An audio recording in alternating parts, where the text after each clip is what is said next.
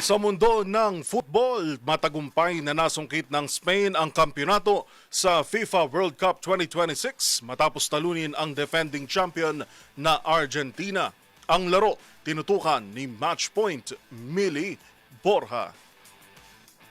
Nasungkit ng Spain ang ikalawang FIFA World Cup title nito matapos talunin ng defending champion na Argentina with 1-0 score sa extra time ng final sa MetLife Stadium sa New Jersey. Naging bayani para sa La Roja si Ferran Torres matapos itala ang nag-iisang goal ng laro sa 102 minutes. Nagmula ang goal sa header ni Nico Williams mula sa cross ni Pedro Porro na napunta kay Torres. Nagad ipinasok ang bola laban sa goalkeeper ng Argentina na si Emiliano Dibu Martinez. Kinontrol ng Spain ang possession sa kabuuan ng laban at nakalikha ng mas maraming pagkakataong makascore. Hirap naman ng Argentina na makalusot sa depensa ng Spain. Hindi nakapagtala ng shot ang kupunan hanggang sa 115th minute. Nagtapos din sa pagkatalo ang huling FIFA World Cup ni Lionel Messi. Magugunit ang mas maaga ng inihayag ng 39-year-old captain ng Argentina na ang 2026 tournament ang huli niyang paglahok sa World Cup. Tinapos ni Messi ang paligsahan na may 8 goals at 4 na assists.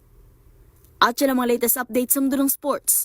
Para sa MBC TV Network News, ito si Mili Borja ng DZRH TV, una sa Pilipinas, una sa Pilipino.